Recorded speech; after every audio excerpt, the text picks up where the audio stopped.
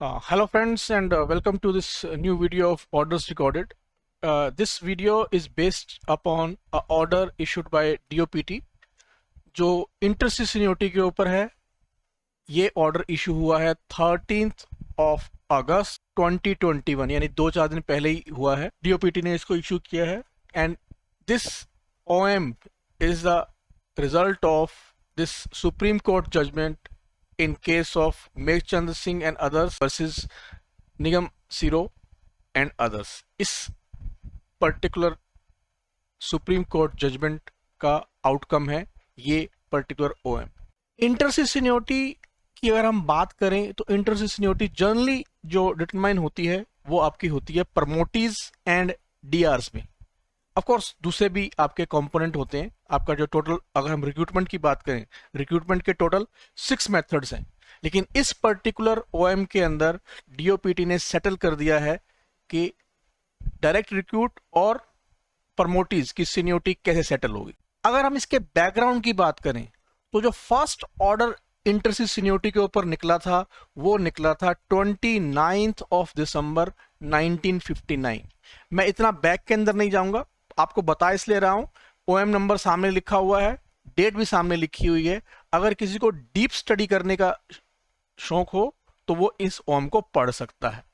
ये OM उसके बाद जो रिवाइज हुआ था वो रिवाइज हुआ था 7 Feb 1986 को, जिसके बाद जुलाई 1986 को इसके ऊपर DOPT ने कंसोलिडेटेड इंस्ट्रक्शंस निकाली थी। ये सब के सब जो भी मैं हाईलाइट कर रहा हूं आपको DOPT की वेबसाइट पे मिल जाएंगे। मैं इसलिए आपको यहां पे कुछ भी ये दिखा नहीं रहा हूं, आप चाहें तो DOPT की वेबसाइट से इस सबको डाउनलोड कर सकते हैं। अब जो स्टोरी स्टार्ट होती है वो स्टार्ट होती है 2008 से।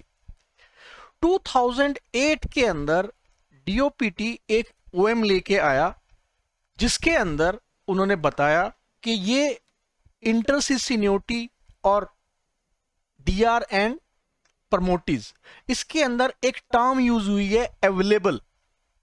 तो अवेलेबल को उन्होंने एक्सप्लेन किया 3 मार्च 2008 को कि अवेलेबल का मतलब ये है कि आप अपॉइंट कौन सी डेट को हुए, कौन से ईयर में अपॉइंट हुए। तो यहां पे हुआ क्या, इसका इफेक्ट क्या हुआ? इसका इफेक्ट ये हुआ कि अगर मान लीजिए कोई 2008 का ASO अगर 2010 के अंदर अपॉइंट होता है तो उसकी इंटरसिस सीनियोरिटी 2010 के प्रमोटीज के साथ ही फिक्स की जाएगी एंड नॉट 2008 के जो प्रमोटीज हैं उनके साथ फिक्स की जाएगी। ये ऑर्डर था 3 मार्च 2008 का और इसका आउटकम ये हुआ कि एक केस हुआ और फाइनली 2012 के अंदर ये केस डिसाइड हुआ। केस का नाम ये सामने लिखा हुआ है, NR Parmar versus union of India versus other. 2012 27 नवंबर 2012 को ये डिसाइड हुआ, जिसमें ये बोला कि आपका जो ये ऑर्डर है ये ऑर्डर ठीक नहीं है। And based upon all these things again DOPT come up with another OM in 2014। 2014 के अंदर DOPT एक और OM लेकर आया और उस OM के अंदर उन्होंने बोला कि जो 2008 का जो हमने OM निकाला था उसको हम वापस ले रहे हैं और अब से सीनियोरिटी कैसे फिक्स होगी? सीनियोरिटी फिक्स होगी आपका date of occurrence of vacancy के हिसाब से। ये भी दोबारा चैलेंज हुआ और फाइनली 2019 में, दिस इज द डेट, इस डेट को याद रखिएगा, इस डेट के ऊपर बहुत लंबी कहानी बताने वाला हूं आपको।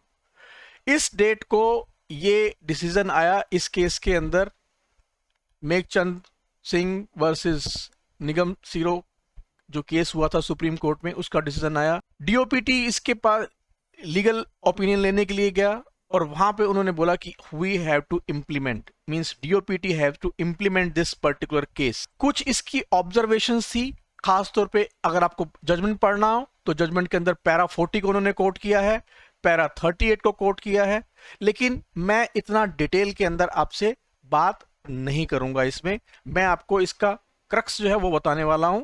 वो क्या है, 3 कैटेगरी के लोग हैं। अगर आपको इसके अंदर डिटेल के अंदर पढ़ना हो, सबसे इंपॉर्टेंट जो पैरा है वो है इसका पैरा नंबर 7।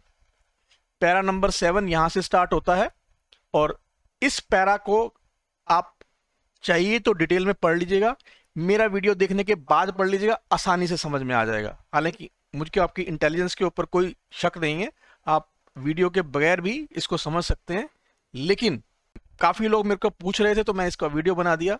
आप इसको देखिए कि क्या इसका आउटकम है। देखिए डेट क्या है, डेट है आपकी 19 नवंबर 2019। इस डेट से आपके 3 कैटेगरी के लोग बनते हैं। कैटेगरी नंबर 1, जिन्होंने इस डेट से पहले ज्वाइन कर लिया है, जिन्होंने इस डेट से पहले ज्वाइन कर लिया है सेंट्रल गवर्नमेंट के अंदर। दूसरी कैटेगरी के वो लोग जो 19 नवंबर 2019 से उनका प्रोसेस स्टार्ट हो गया था रिक्रूटमेंट का, और उस रिक्रूटमेंट के अंदर कुछ लोग न इस पर्टिकुलर डेट से पहले ज्वाइन किया और कुछ ने इसके बाद में ज्वाइन किया। और तीसरी कैटेगरी के वो लोग जो 19 नवंबर 2019 के बाद जिन्होंने ज्वाइन किया। ये पर्टिकुलर जो ओएम है वो इन लोगों के लिए तो एक पूरा का पूरा बॉम्बशेल है, खास तौर पे जो डीआरस हैं, डायरेक्ट रिक्रूट्स हैं, उनके लिए। कैसे, अभी एक्सप्लेन करूंगा। सबसे पहले बात करते हैं आपकी फर्स्ट कैटेगरी की, यानी कि जिन्होंने ऑलरेडी इस डेट से पहले ज्वाइन कर लिया है। क्योंकि ये जो जजमेंट है, ये जजमेंट रेट्रोस्पेक्टिव इफेक्ट से नहीं है, प्रोस्पेक्टिव डेट से दिया है। प्रोस्पेक्टिव डेट मतलब from the date of judgment. तो जो इससे पहले आ गए वो इस जजमेंट से ऑलमोस्ट इम्यून हो गए। तो उसमें जजमेंट में उन्होंने लिखा कि उनकी सीनियरिटी कैसे फिक्स होगी, उनकी सीनियरिटी फिक्स होगी from the date of occurrence of vacancy, उसके हिसाब से फिक्स होगी, सब्जेक्ट टू द कंडीशन कि कोई और ट्राइब्यूनल, कोई और कोर्ट कुछ और डिसीजन ना दे दे। इसके लिए अगर आप पैरा देखना चाहते हैं, पैरा 7.3 पढ़ लीजिएगा, लास्ट लाइन उसमें लिखा हुआ है कि ट्राइब्यूनल का जो डिसीजन होगा वो इसके ऊपर इफेक्ट करेगा। हो सकता है सीनियरिटी दोबारा रिवाइज करनी पड़ जाए। लेकिन आज के दिन का स्टेटस ये है कि सपोज करिए एक 2012 बैच का एएसओ है और एक 2012 बैच के आपके प्रमोटीज हैं। ये डीआर की बात कर रहा था, ये प्रमोटीज की बात कर रहा था। अब 2012 बैच के जो प्रमोटी हैं वो तो डेफिनेटली 2012 बैच में ही एएसओ बन गए होंगे, लेकिन 2012 बैच के जो डीआरस हैं वो हो सकता है 2013 में आए हो, 2014 में आए हो, माइट भी 2015 में आए हो, हालांकि शायद 2013 में वो ज्वाइन कर चुके थे। तो उनको इंटरसी सीनियरिटी कैसे फिक्स करेंगे, उनको रोटा कोटा सिस्टम बोलते हैं, उनका इसके इनके साथ ही करेंगे, रोटा कोटा 2012 बैच के साथ। ये लिखा हुआ था आपका जो 2014 वाला आपका ओएम है उसमें लिखा हुआ था ये। तो इन्होंने बोला कि जो इस डेट से पहले आ गए they will be govern by this 2014 OM plus जो 1986 वाला ओएम था। क्रक्स मैंने आपको बता दिया कि आपका ऐसा होगा। जो लोग सेकंड कैटेगरी में आते हैं, सेकंड कैटेगरी में जो आते हैं उनका ट्रीटमेंट भी इसी तरह ही होगा, यानी कि जिस पर्टिकुलर ईयर के अंदर वैकेंसी आई है, वैकेंसी नोटिफाई हुई है, उसी के प्रमोटीज के साथ उनकी इंटरसी सीनियरिटी बनेगी। अब जो ये तीसरे वाला कहानी है ना, इसको ध्यान से सुन लीजिएगा। आप शायद ज्यादा इंटरेस्टेड नहीं होंगे, लेकिन जो भी आपके बाद आने वाले, इस डेट के बाद आने वाले जो डीआरस हैं उनके लिए उन्होंने क्या रूल निकाला है? उन्होंने रूल निकाला है कि मान लीजिए एक वैकेंसी है 2018 की, अभी रिसेंटली एसएससी ने 2018 बैच का रिजल्ट डिक्लेयर किया था, वैकेंसी है 2018 की, रिजल्ट आया 2021 के अंदर, ठीक है। उसके बाद एसएससी ने डोजियर भेजे डीओपीटी, डीओपीटी ने उनकी प्री अपॉइंटमेंट फॉर्मेलिटी स्टार्ट की 2021 के अंदर। प्री अपॉइंटमेंट फॉर्मेलिटी में क्या क्या होता है? उनका मेडिकल करवाना है, उनका कैरेक्टर सर्टिफिकेट वो करवाना है। अब मान लीजिए किसी का ये काम करते करते 2022 हो गया, 2022 हो गया, तो अब जो रूल बनाया है उसमें रूल ये बनाया है कि वो चाहे किसी भी बैच के हों, अगर उनका अपॉइंटमेंट, फाइनल अपॉइंटमेंट लेटर या उन्होंने जो ज्वाइन किया है, दोनों वर्ड लिखे हुए हैं इसके अंदर, अगर उन्होंने 2022 के अंदर ज्वाइन किया तो जो 2022 के प्रमोटीज हैं उनकी इंटरसी सीनियोरिटी उनके साथ ही फिक्स की जाएगी। यानी कि सीधा सीधा 4 साल का नुकसान, 4 साल नीचे पहुंच गए। ये पहला नुकसान जो विजिबल दिखाई दे रहा है। अभी दूसरा नुकसान बताता हूं जो डायरेक्ट रिक्रूटमेंट्स को है। आप लोग बहुत मेहनत करते हो एसएससी का एग्जाम देने में, आप लोग मतलब आप तो करके आ चुके, लेकिन जो लोग हैं जो डीआर का एग्जाम देके आते हैं, मेहनत करते हैं, आप वहां पे एक रैंक लेके आए, ठीक है, 2018 बैच का एक रैंक लेके आए, rank number 1 2 3 4 5 6 and up to मान लीजिए 300 लेट। 2022 के अंदर इसमें से रैंक नंबर 3 ने ज्वाइन कर लिया, 6 ने ज्वाइन कर लिया, 11 ने ज्वाइन कर लिया, 50 ने ज्वाइन कर लिया, 25 ने ज्वाइन कर लिया, 300 ने ज्वाइन कर लिया। मान लीजिए कितने लोगों ने ज्वाइन कर लिया? 50 लोगों ने ज्वाइन कर लिया, 50 2022 के अंदर। उनकी सीनियरिटी तो उनके रैंक के हिसाब से रहेगी। और अब हम बात करते हैं प्रमोटीज की। प्रमोटीज मान लीजिए इसके अंदर लगभग 70 लोगों ने प्रमोट किए हमने एएसओस, उनका 1 2 3 एंड 70। इसके अंदर से काफी लोगों ने ज्वाइन नहीं किया, क्यों? उनका पुलिस वेरिफिकेशन नहीं हुआ, उनका मेडिकल नहीं हुआ, कुछ भी नहीं हुआ। हम भूल जाएंगे क्या है क्या नहीं है, हम देखेंगे किसने 2022 में ज्वाइन किया, ऐसे ज्वाइन हुआ। अब हम इनको इनकी सीनियरिटी के हिसाब से, इनके रैंक के हिसाब से अरेंज किया और हमने इनका नाम दे दिया, खोल जाओ इसको, नंबर 1, ये नंबर 2, ये नंबर 3, ये 50 हो गया। ये मेरे पास 50 आ गए डीआर, ये आ गए 50 प्रमोटी आ गए। अब मैं इनकी इंटरसी सीनियरिटी बनाऊंगा। मान लीजिए मेरे रूल के अंदर लिखा हुआ है कि 50% डीआर, 50% प्रमोटी, रेशो कितना हुआ? 1:1। मैं सबसे पहले P1 को सेट करूंगा। P1 मतलब प्रमोटी नंबर 1, ठीक है। फिर मैं सेट करूंगा D1 को, D1 मतलब जो डायरेक्ट रूट में नंबर 1 है वो। फिर P2। क्यों ऐसा कर रहा हूं? बिकॉज 1:1 है, एक प्रमोटी सेट करना है, एक डीआर सेट करना है, एक प्रमोटी सेट करना है, एक डीआर सेट करना है। कर दिया मैंने। जब मैं 50 नंबर पे आया, 50 नंबर पे D50 सेट हो गया, उससे ऊपर P50 होगा।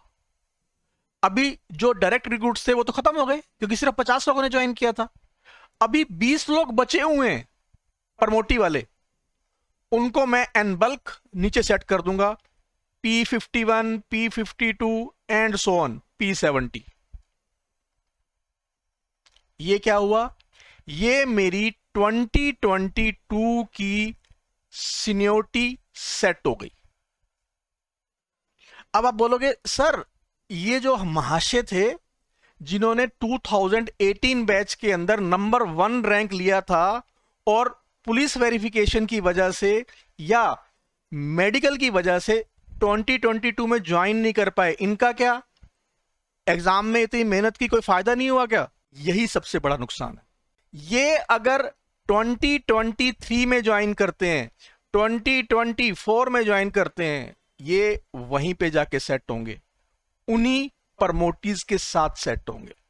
अब अगर ऐसा हुआ तो इसका एक और इफेक्ट देखिए, तो और थोड़ा सा इसको सिंपल कर देते हैं कि मान लीजिए 2024 के अंदर 10 लोग, मैं डीआर की बात कर रहा हूं, 10 लोग 2018 बैच के थे,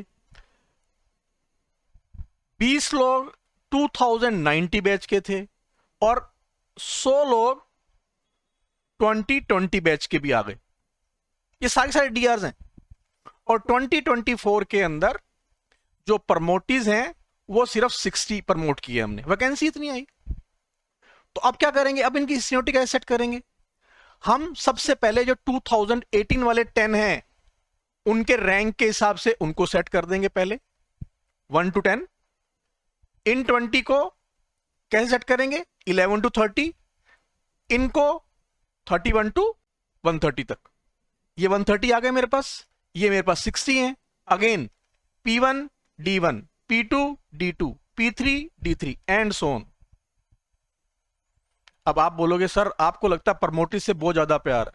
देखो मैं आपको सिर्फ रूल एक्सप्लेन कर रहा हूं, मुझे किसी से प्यार नहीं है और सबसे प्यार है। रूल के अंदर जो 86 वाला रूल है उसी में भी लिखा हुआ था कि D1 में यानी डीआरस में और प्रमोटी में सबसे पहले किसको सेट करेंगे, यानी D1 को सेट करेंगे या P1 को सेट करेंगे। उसमें उन्होंने बोला कि whosoever will be first available in the cadre। अब आप जानते हो जो प्रमोटी होगा वो प्रमोटी तो 1 जनवरी को ही अवेलेबल होगा आपके पास, तो इसीलिए जनरली प्रमोटीज को पहले सेट करते हैं और डीआरस को सेकंड नंबर पे सेट करते हैं।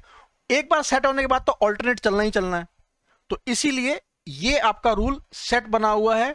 अगर कोई डाउट होता है आपको, जो पीछे मैंने ओएम आपको बताए हैं 59 वाला, 1986 वाला या जो आपका 2008 2014, उन सबको पढ़ लीजिएगा। तो ये सारा का सारा आपका जो ऑर्डर है उसको मैंने सिंप्लीफाई कर दिया है। हाँ, एक फायदा है जो लोग अभी एग्जिस्टिंग हैं उनके लिए, और सिंस मैंने इसके टाइटल में ही लिखा है कि एलडीसी का एग्जाम होगा या नहीं होगा, तो काफी दिनों से मैं सुन रहा था कि शायद अथॉरिटीज ये सोच रही हैं कि सिर्फ 2011 या 12 बैच का ही एग्जाम करवाया जाए। रीजन क्या दिया जा रहा था, ये सिर्फ सुनी सुनाई बात है, आई एम नॉट श्योर कि एक्चुअल में पोजीशन क्या है। जो आप लोग मुझे बताते हैं, अपने इनपुट देते हैं, उसी के ऊपर बेस बता रहा था कि 11-12 की सीनियरिटी तो सेट कर रखी है सीएसएस के अंदर, लेकिन बाद वालों की सीनियरिटी के ऊपर डाउट है। तो हो सकता है अब डीओपीटी जो बाद वाले लोगों की सीनियरिटी लिस्ट भी फाइनलाइज पब्लिश कर दे based upon this particular decision. और अगर सीनियरिटी लिस्ट पब्लिश हो गई, इट मींस अब शायद हम एलडीसीई एक्सपेक्ट कर सकते हैं, जिसके लिए आपका काफी दिनों से आप लोग इंतजार कर रहे थे। फिर बोल रहा हूं, आज के दिन के अंदर जो एलडीसी एग्जाम क्लियर कर जाएगा वो अपने साथियों से बहुत ज्यादा आगे निकल जाएगा। इसीलिए सीरियसली तैयारी शुरू करिए।